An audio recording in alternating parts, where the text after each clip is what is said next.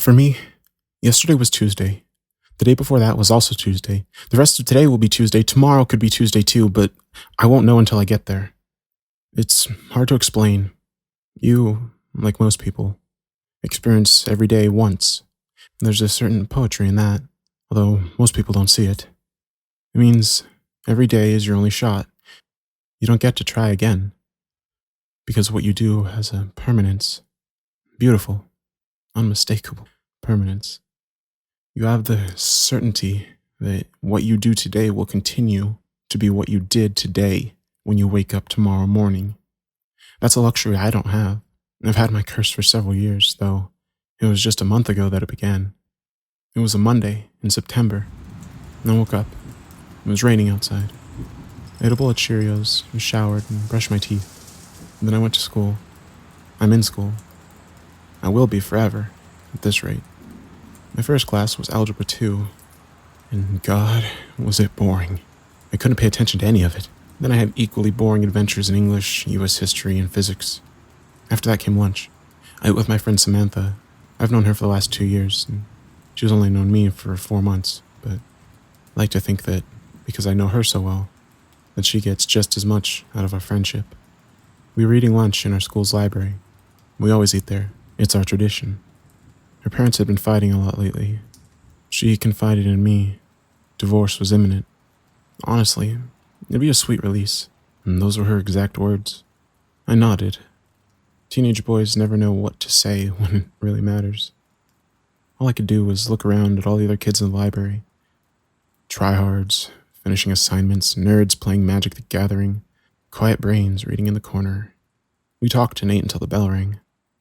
Then we both went to our separate classes. I had Spanish in my creative cooking class. Then, the school day was over. There was a track practice after school, but I decided to ditch and go home instead.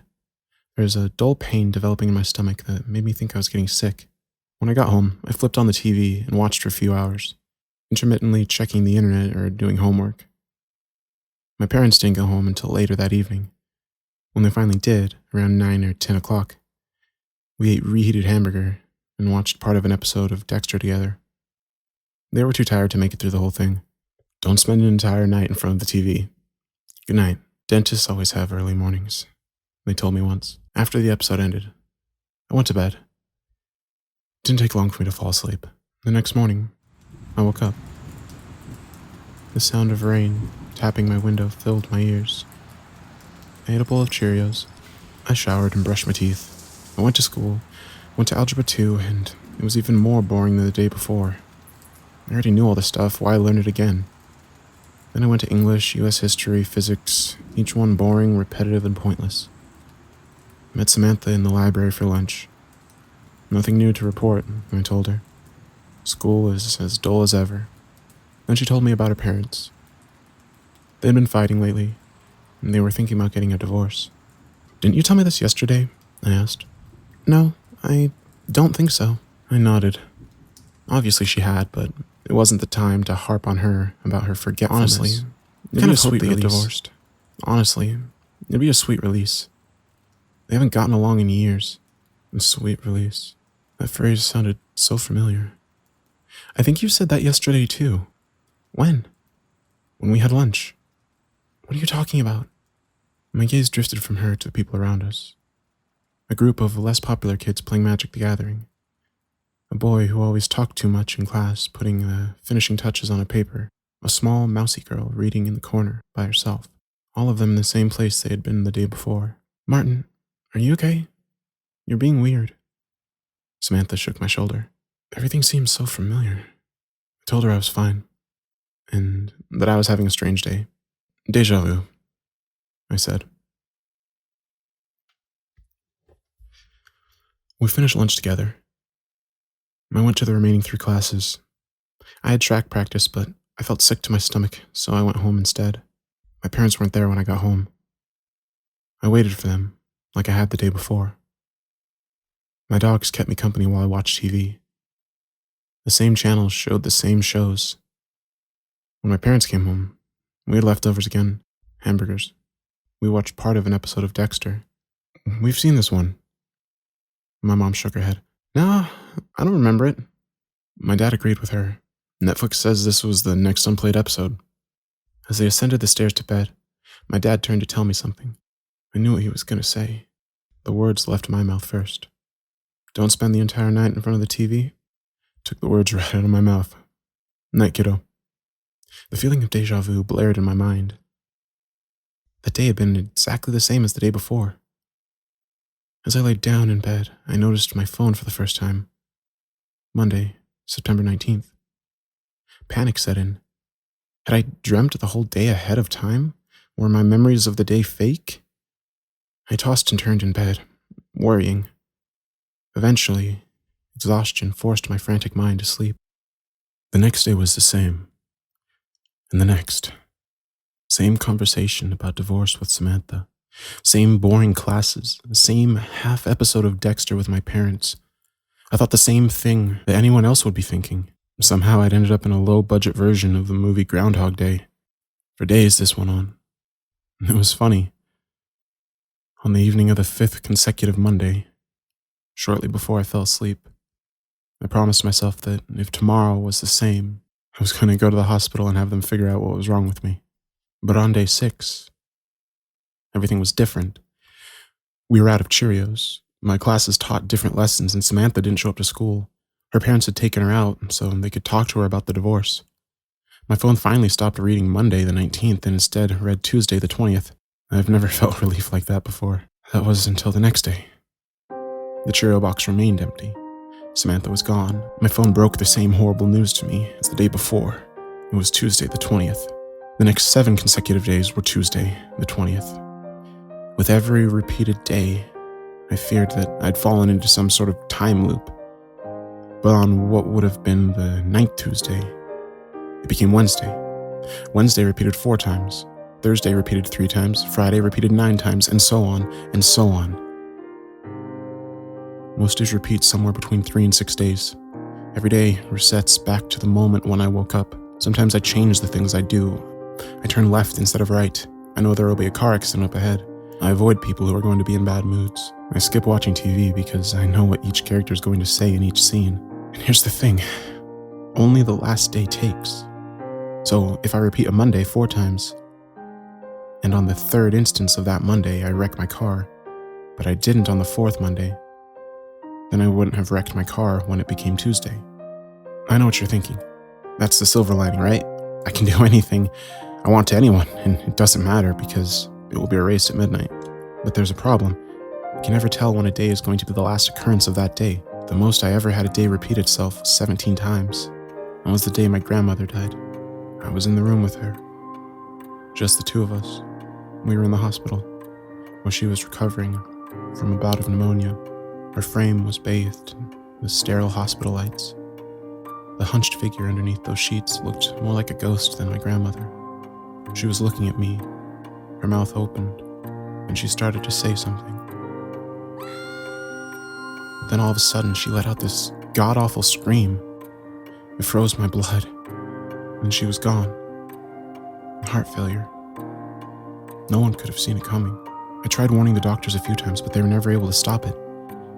After a while, I just started letting it happen, savoring every moment I had with her before they were gone. When one of your loved ones dies, you gotta walk away from it, knowing that it's over. But I had to relive her death over and over. 17 times I watched the life get ripped out of her body. It never got any easier.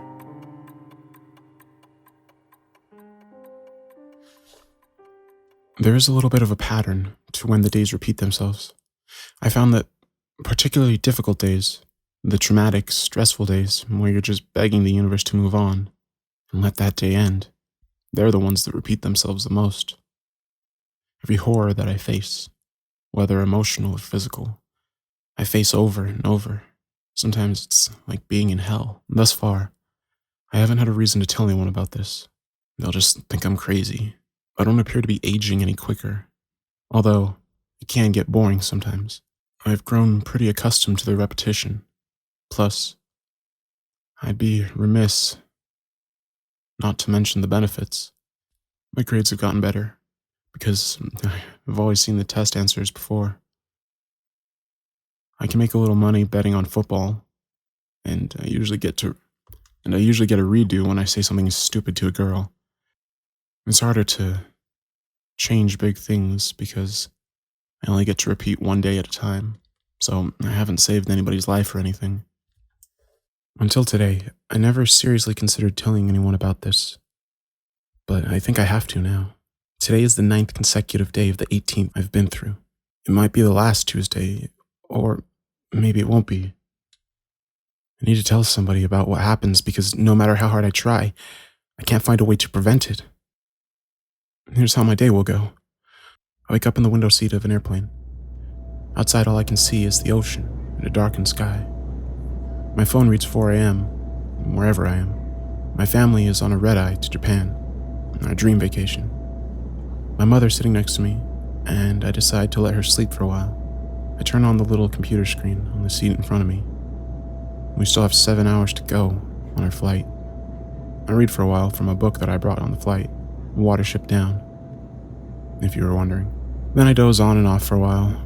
Around 6 a.m., everyone that I can see on the flight is still asleep, except for this big guy sitting a couple rows in front of me. He's a heavy-set man in a white business shirt and gray slacks. Looks like a real mess of a guy. Balding and dirty. You know the type. At 6:13, he unbuckles his seatbelt and stands up. He fills the entire aisle and some of the seat next to him. His head just barely reaches the ceiling.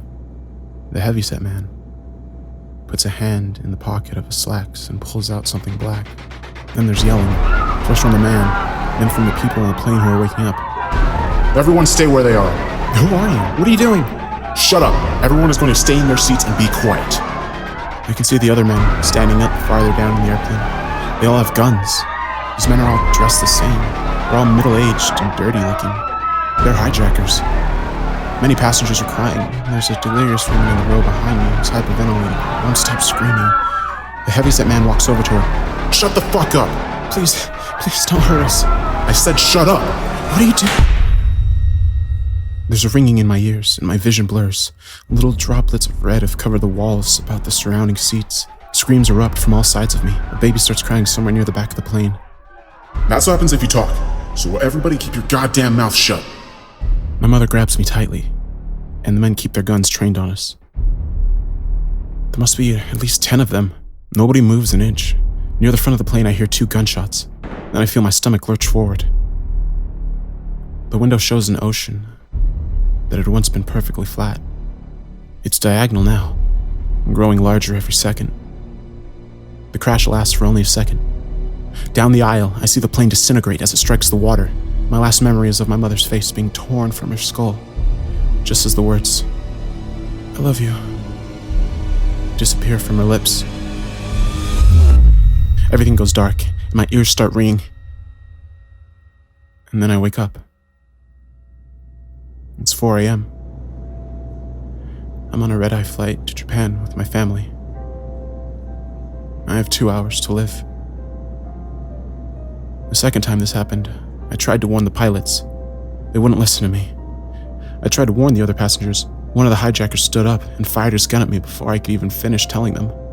Immediately afterwards, I woke up. I was still in my window seat, and the 4th iteration of this day was beginning all around me. There's no chance of me trying to stop the hijackers. There's simply too many of them. I've told the flight attendants, I've told my mom, I've done everything I could. Strangely enough, people don't believe you when you say a bunch of middle-aged men will crash your plane in 2 hours. There's in-plane Wi-Fi. Around the 5th time I woke up, I stuck my mom's credit card out of her purse to pay for it. I've tried contacting the government, the TSA, air control, everything you can think of. The hijackers always win. And there's too many of them and too little time to warn everyone else. I'm not sure how many times this day will repeat itself. Maybe tomorrow I'll wake up and it'll be Tuesday again. Or maybe I won't wake up at all. This is the 2nd time I've set this message to upload. The first time, it didn't take. I want to say a few things in case this reaches anyone I know. To my family, I love you. You're always there for me, no matter what. To my friends, thank you for putting up with me all these years. You made life worth it, especially Samantha. Samantha, if you get a chance to hear this, I've always had a crush on you, even with thousands of repeated days. I never knew how to tell you until now. Sorry I waited so long. It's almost time for the hijackers to start, so I better go. In case you haven't figured it out, if you're hearing this, that means this time took. It means I'm already gone.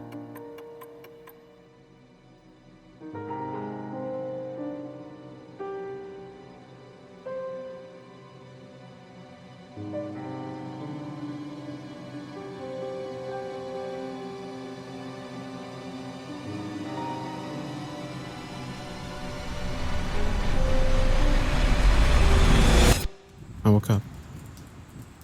The sound of rain tapping my window filled my ears. I ate a bowl of Cheerios. I showered and brushed my teeth. I went to school, went to Algebra 2 and